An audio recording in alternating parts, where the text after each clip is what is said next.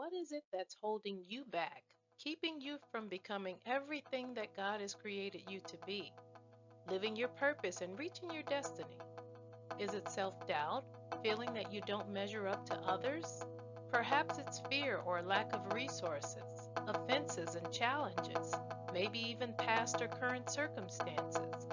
Well, I want you to know that these are pathologies, diseases of the mind that negatively impact how you think and perceive things that invade your everyday life. You can overcome these peculiarities and become conquerors, living in the purpose that God has for your life. The Bible in Philippians 4:13 teaches us, I can do all things through Christ who strengthens me. Hello, I'm your coach Dee Johnson, and I'm going to share with you on how you can overcome these pathologies and be all that God created you to be on today's Watering the Seed.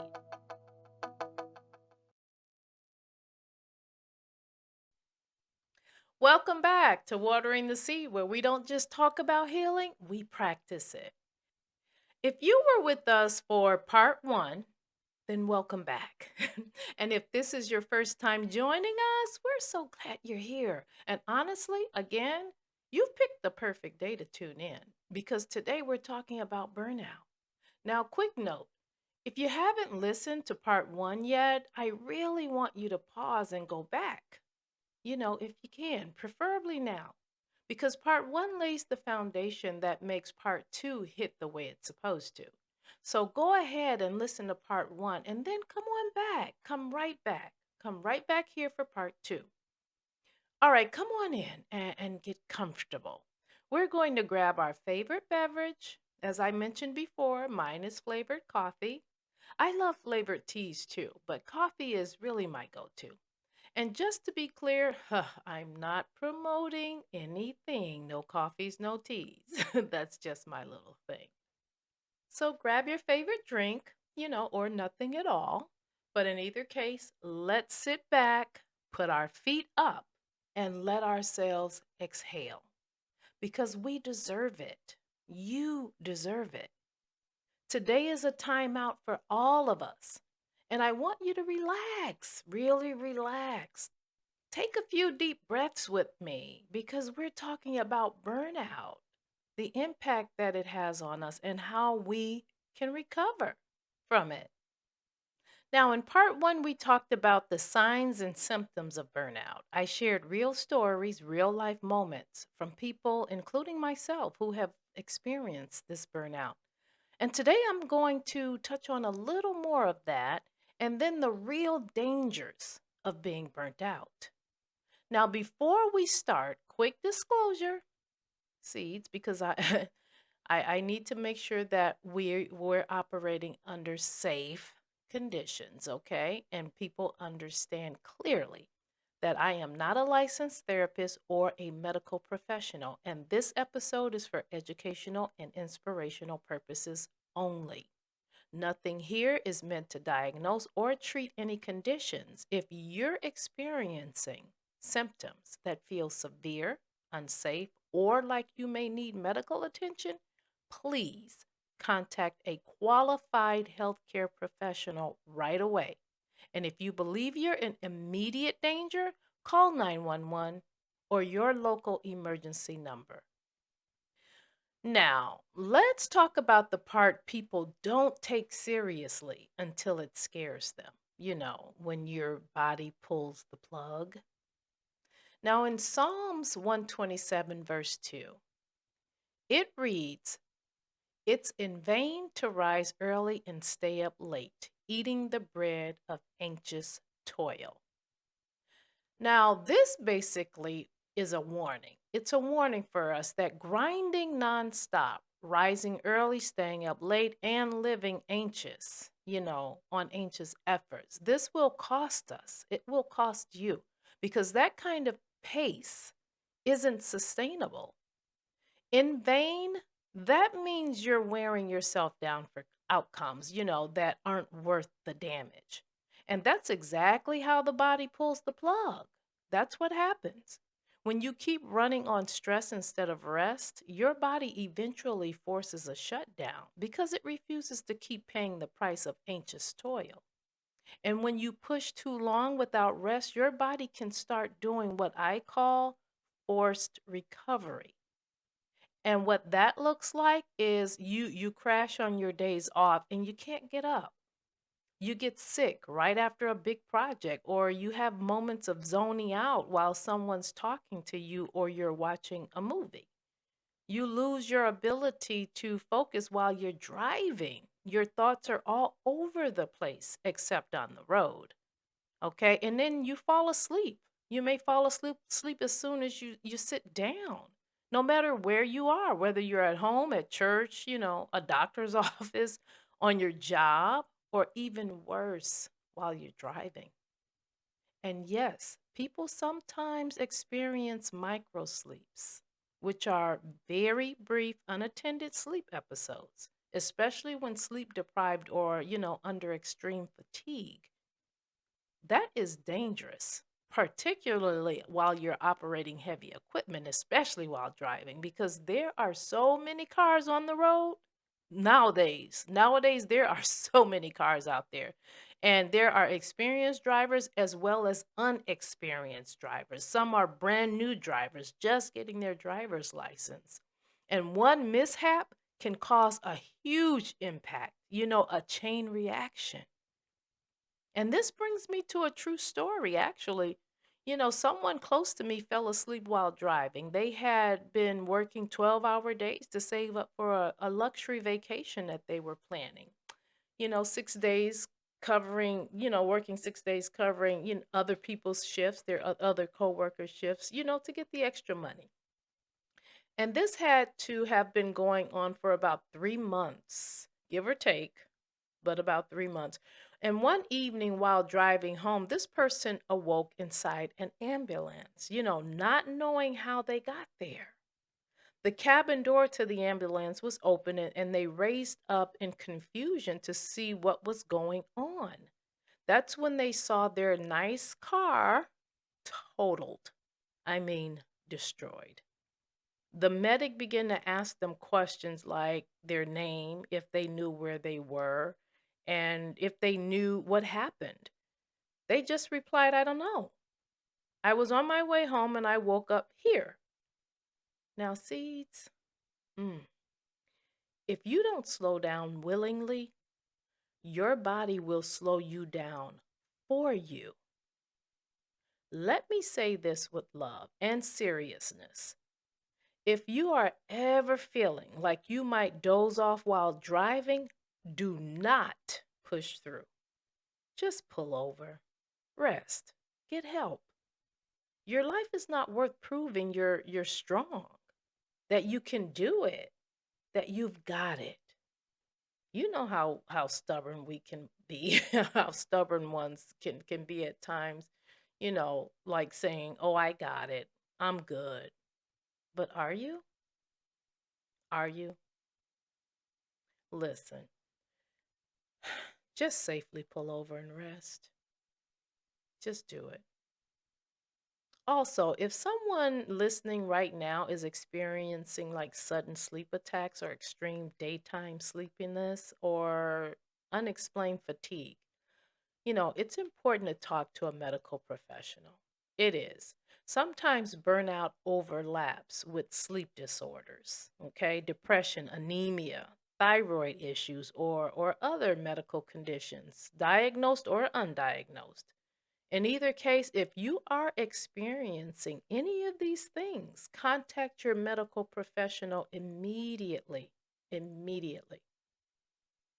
You see, the main message here, that I'm trying to deliver today is your body will not keep negotiating with you forever. Eventually, it will start making executive decisions without you. So, in part one of this podcast, I shared the story about my friend who burned her eggs, remember? And again, if you haven't listened to that part one, go back and catch it because it sets the foundation for what we're talking about here today. But anyway, remember if you did listen to part one, remember what happened to my friend. She left a pot of eggs boiling on the stove. She walked away and forgot about it. First, she smelled something burning. Then came that loud pop, the sound of the egg exploding. And that's the perfect picture of burnout. That's the perfect picture. The pot boiling was the first sign, the signal to turn the heat down or shut it off. The burning smell, that was the danger zone. Red light, red alert. And the pop, that was the explosion. The moment the consequences showed up loud. This is exactly how burnout works. If you don't slow down willingly, your body will eventually slow you down unwillingly. And oh, yeah, I know this one firsthand. So let me tell you my story. Back then, because this was some years ago, but back then I hadn't even heard the term burnout. I never heard it used the way we use it today. To me, burnout meant my brothers racing their dirt bikes and slamming on the brakes so hard it left tire marks on the ground. That was burnout in my mind. But an old colleague warned me once when I was a little younger, late 20s, early 30s maybe. I was on fire, let me tell you. On fire about my career. I was working long hours, meeting top executives from well known brand companies, people in high places. I was meeting politicians and celebrities. I was attending social events, networking, and I was in school. And on top of all that, I was working a part time second job because I was buying my first home. And I was doing all of this while raising my three sons as a single mom and spending some times with my friends, with my girls. So I was pumped. I was fired up, burning the candle at both ends, like they say. And yes, I was still going to the gym a few times a week as well. Yep, all of that, that was me. But one day, this colleague of mine, a seasoned gentleman in his 60s or so, he said to me, if you don't slow down, you're going to end up in the emergency room. I thought, what? Mm-mm. Yeah, okay. I'm good. I'm good. Because I felt great. But he was right. Oh man, was he right. About a year later, I was in the emergency room. I had passed out, fainted, while hanging out at the beach with some friends. We were just sitting on some huge boulders, looking out at the lake water, very relaxed and just having girl talk. I was enjoying the time with them. The next thing I knew, I heard a very loud ringing in my ears. Then everything went white, like the brightest light ever. I couldn't see or hear anything. My egg had popped, right? I woke up to the sound of loud laughter coming from the person, I called my friend. That's a story for another day. But she was laughing at me. She was laughing at me while her friend was helping me up off the ground, asking me if I was okay. I said yes, but there was this buzzing in my head that sounded much like electricity humming from power lines. If you've ever heard that sound before. When I was a kid, my bonus mom would take me and my brothers and sisters out to the lake for fishing during the summer months, and they had the power lines, up the towers, and you could hear the buzzing from the tower lines. You could hear that buzzing. So if you've ever heard that or experienced that, that's what it sounded like in my head. But I'm thinking that they could hear it. Okay, but they couldn't. They couldn't hear it. And I just kept saying, "You don't hear that?" And they go, "No, I don't hear it." So it was going on in my head. But anyway, I took myself to the emergency room. I was in the hospital for an entire week while they ran all kinds of tests. They could not find anything significantly wrong with me. Anything that they can point to and say, this is the reason for what happened to you. They couldn't find anything. They said I was good. I was in good health. Hmm. Hmm. So why did I just pass out? That question stayed in my mind. And it made me think about how seriously God takes rest. There's scripture, Exodus 31:15, where the Sabbath is described as a sign, a holy rhythm established by our Creator, okay, by God, the Creator of all things. The Creator of all things is literally building rest into the blueprint of our daily living. And then it something heavy, says something heavy, that whoever ignores the Sabbath and keeps working is to be put to death. Ugh. Now, let me be clear. I am not an ordained minister, okay? But here's how that hits me. I don't take that to mean you drop dead on the spot. No, not that. I take it to mean that when you constantly violate rest, when you live in nonstop strain and stress, something in you starts dying over time. You know, your peace, your clarity, your joy, your health, your capacity to get things done. You know, sometimes even relationships. In other words, God wasn't being dramatic. He was being protective because a life without rest eventually starts taking a toll you can't keep paying. It does. Think about that and let it marinate. I kept replaying that moment in my mind and asking myself, why did I pass out? And even louder than that question was the words that came from my colleague when he said to me, it just kept echoing over and over and over. If you don't slow down, you're going to end up in the emergency room. That was a warning I didn't want to accept. But you would think after that happened, stop. Or at least slow down, right? Honestly, sees, I didn't know how. I didn't know how. And I didn't. I wouldn't stop. Couldn't stop. Too much to do. And if I'm honest, too much to prove. But prove what and to whom? My sons, my family, my doubters, my haters? Or was I really trying to prove something to myself? Either way, the mindset was the same. If not me, then who? So I kept going. Actually, I hit the ground running even harder. Yeah. And over the years, I ended up in the hospital at least 3 more times after that, probably more. It showed up as chest pain, shortness of breath, what I can only describe as heart fluttering with shortness of breath, okay, accompanying that. My weight fluctuated like crazy. And I mean, so much so that I had clothes in my closet ranging from a woman's size 10 to 24. My weight was fluctuating like that. I dealt with fatigue, ringing in my ears, and these whiteout moments where I didn't actually faint or pass out, but everything would turn white, and I would get blind, and then I would lose my hearing with that. Mhm. Yeah, my body was signaling me that boiling pot.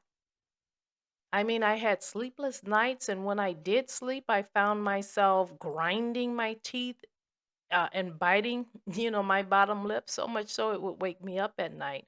And one morning I woke up and my teeth prints was in the bottom of my lip, and it was so deep I literally thought I had bitten through my lip, and my lip was completely numb.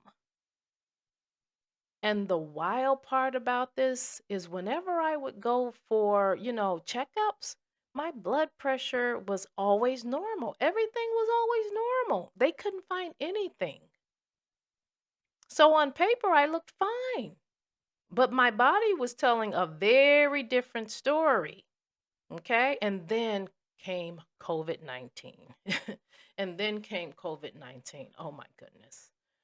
Ah, and before I go on, I want to pause, okay, and honor what that season truly cost to everyone who lost a loved one, someone you couldn't save, you couldn't visit, couldn't hug the way you needed to, or couldn't say goodbye, to the way your heart deserved. I want you to know I see you. That kind of loss, mm, it doesn't just pass, it changes you. It changes you. COVID wasn't just a world event, it was grief, disruption, fear, survival, sometimes all at once.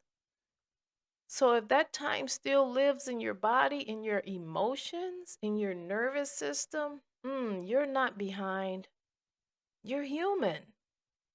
And I'm holding a space for you as we continue. Seeds. Life is hard, it's not easy. But if we stand together, holding each other up so close that one can't fall from the other, then we can get through anything. We can get through anything. And if COVID did anything that shifted us, in a meaningful way, it forced many of us to slow down and sit with ourselves. It made us reflect on our lives, our health, and our priorities, our relationships, and the pace we were calling normal. Yeah, that pace was not normal.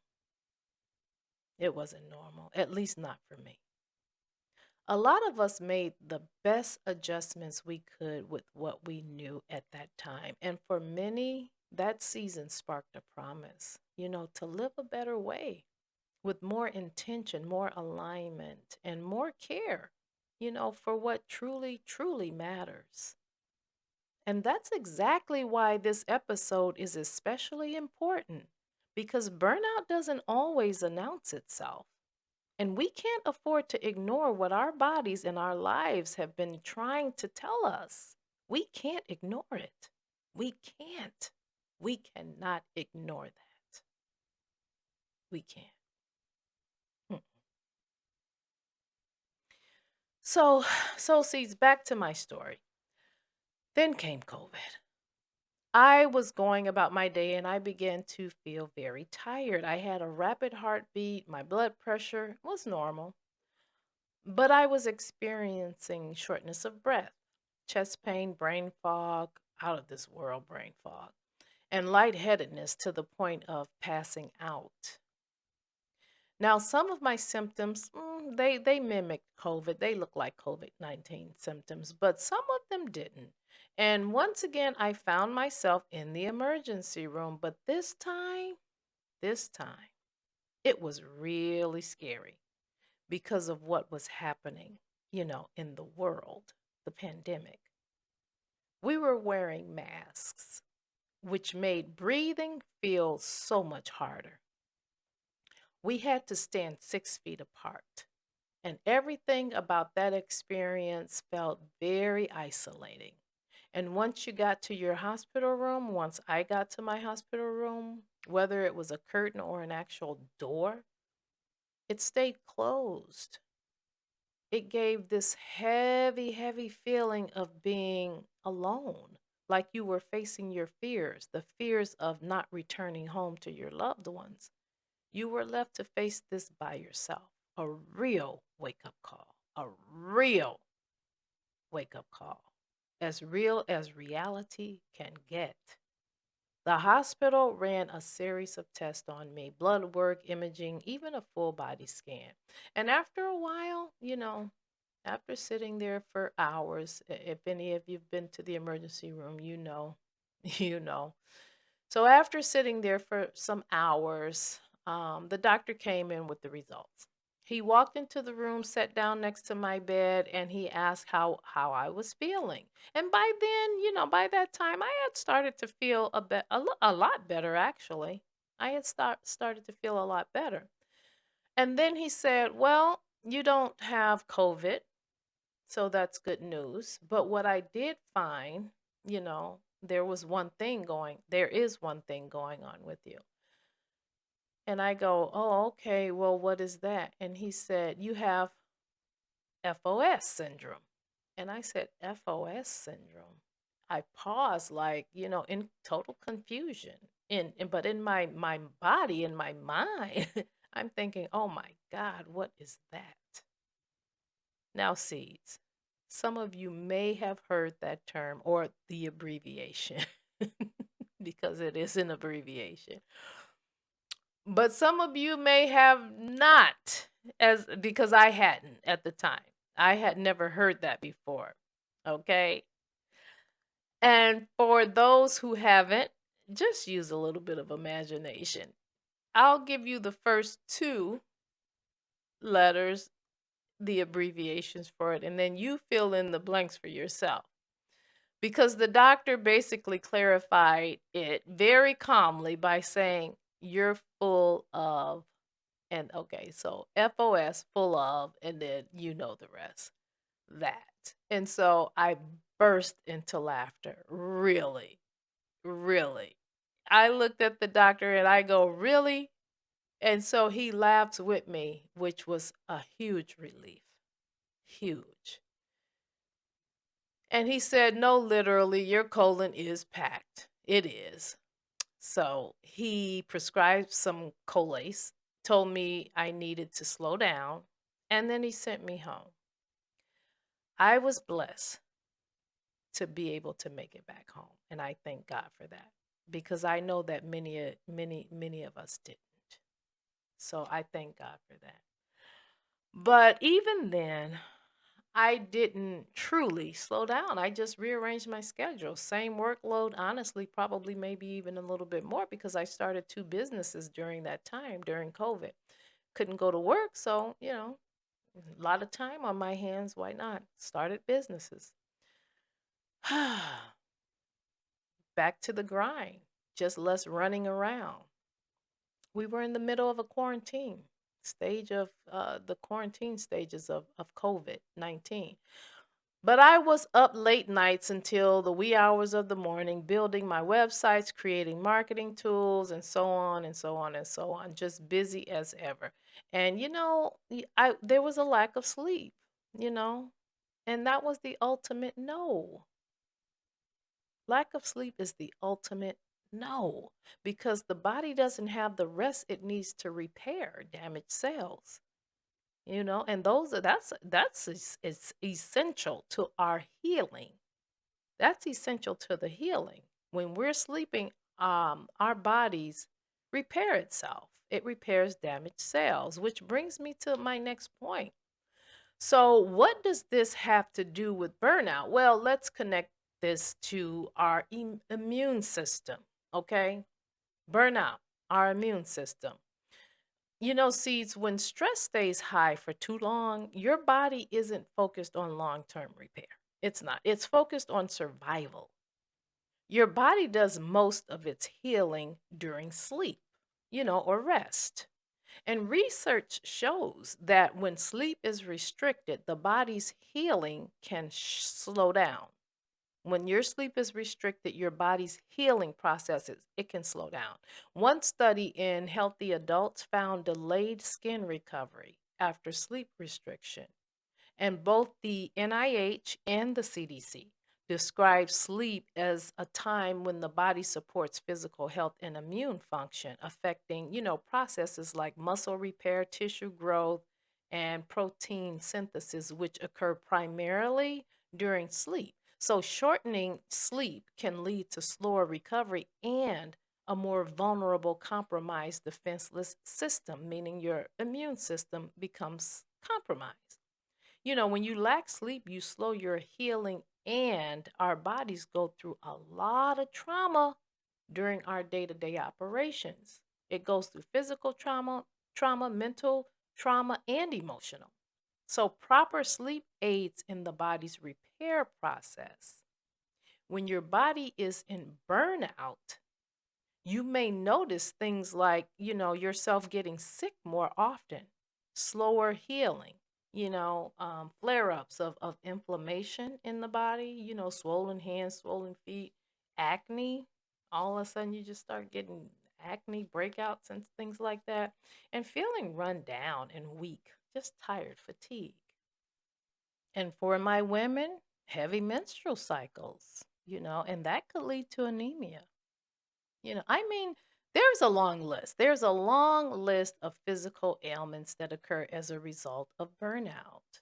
A lot of burnout people, including me, and some of you with me today, may say things like, I keep catching everything, like headaches, runny nose, eye styes, stomach virus, or some might say, I can't seem to shake this cold, or my body feels like it's always fighting something.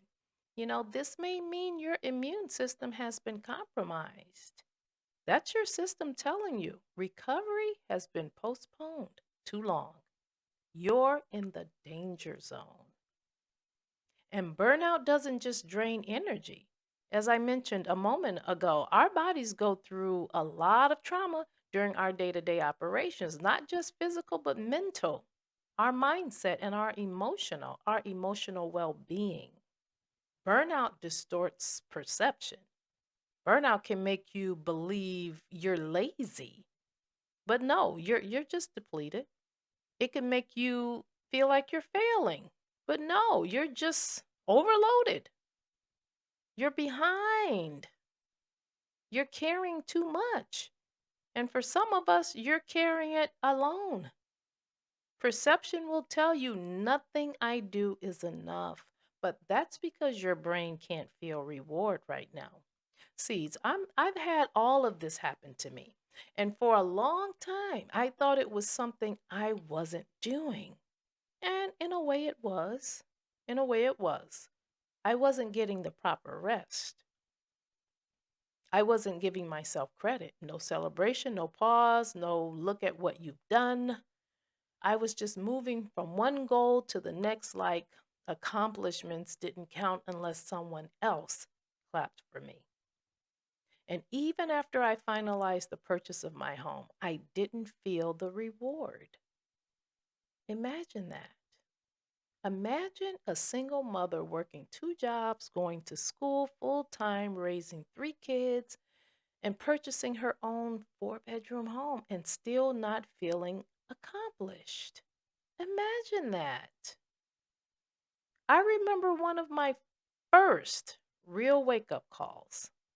My sister called me one night, and I was in my home office, locked in, typing away on my computer. I was taking, another class and working on a research paper that was due the following day. And she asked me what I was doing. I said, trying to finish this research paper for class tomorrow night. And she laughed. And then she said, dang, you and Kay is my oldest sister, our older sister. You and Kay, you're some real nerds. Y'all always in school. So I laughed. But after we hung up from the call, her words stuck with me because she was right. I was always in school, always pushing, always chasing the next thing. So I got up, went to my file cabinet where I keep, important documents for my family. I pulled out my education folder and started flipping through it. And seeds, when I tell you I found certifications and rewards and awards, proof of my milestones I had achieved. And instead of recognizing myself, I had simply filed them away. Completion, success, my success, sitting in a cabinet like it never happened. I realized something in that moment. I did. I was so burnt out, I forgot to celebrate me. And the craziest part, nobody even knew how much I had accomplished, including me. So I took every certificate and diploma out of that folder, went to the store, purchased frames, and started framing them, every one of them, one by one. I put them on the wall in my office as a reminder of my hard work and dedication. I celebrated myself. I framed 15 of those certificate diploma awards, and I still had about four more. I literally ran out of wall space on that wall. So I never put those up. But to my sister, thank you. You really opened my eyes that night. Thanks, sis. I love you for that. And seeds, if this resonates with you, okay? If you resonate with this story, I need you to do something for me, for you. Pause, pause, and celebrate yourself. Not when you finally get there, not when everything slows down. Celebrate yourself now because you deserve it. You deserve it. You deserve it. Now, here we go again. Even after all that, or even after all this, I still didn't realize that this was a symptom of burnout. What in the world? Again, I didn't know what burnout was, okay? Burnout to me had a different definition. So I still didn't know that I was having symptoms of burnout because what? Burnout steals joy, it dulls gratitude, it shrinks your vision, all of that. And it didn't feel like I had done anything. And emotionally, burnout can put you in any one of these conditions. I'm talking about emotional burnout now. It can put you in any one of these conditions: fight, flight, freeze, or fawn. Oh, and let me explain those to you. Some of you may have heard of these, okay? Maybe not, but I'm going to explain. Fight is irritable. It makes you feel irritable, defensive, and angry. You're ready to fight, okay? Flight, it makes you avoid things. You get distracted and you're constantly busy. Freeze, emotional freeze, it's numbing. Okay, you don't feel anything. You feel stuck. You feel like you can't even get started on some things that you know you need to start on, but you keep putting them off. Procrastination. That's freeze. And then fawn, this is where you start people pleasing, and overcommitting. And I found myself in at least two of these categories that I can identify with right away, and that's flight and fawn. Okay, irritable, I'm sorry, avoiding and distracted and constantly busy. That was me. And people pleasing and overcommitting, this was my day to day. This was my life for years. Okay. And I'm still working on managing my time and my commitments. So, yeah, those two for sure. Yeah. Flight and fawn. That describes me almost perfectly. So, if you recognize yourself in any of those, that's not a character flaw. Just understand that. That's a nervous system that has been doing too much for too long. Seeds, I'm going to stop right there because we're already 37, almost 38 minutes in, and I still have our reflection questions to add to this. So we'll pick up again tomorrow. But before I go, I want to leave you with these, three questions to reflect on. And then I want you to do three things for me. So get your pen and paper and write these down. Reflection question number one: where am I ignoring my body's warning signs? Because I'm trying to keep my image intact. Okay. Question number two: what patterns show up right before I crash?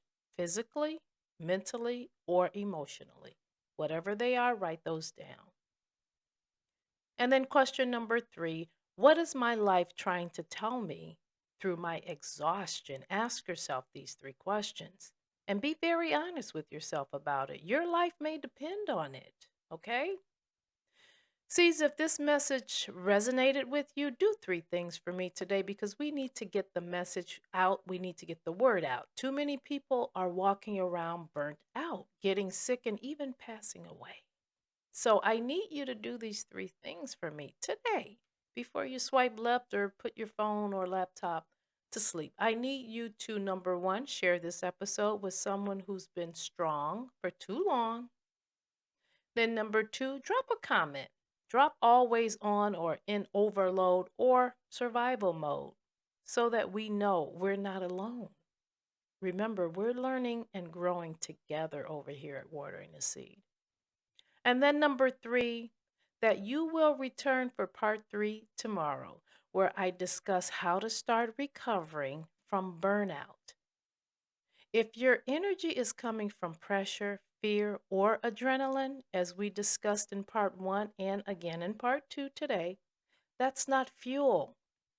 That's burnout. It's stress. And this takes us out of alignment and away from our purpose, from our ability to be fulfilled, whole, and live a better way. Seeds, I love you, and we're going to align or realign together. Recover from burnout tomorrow. So tune in for part three. So come on back, join us, and until then, let's water what's real and put some of these fires burning in our lives. Let's put them out. Bye for now.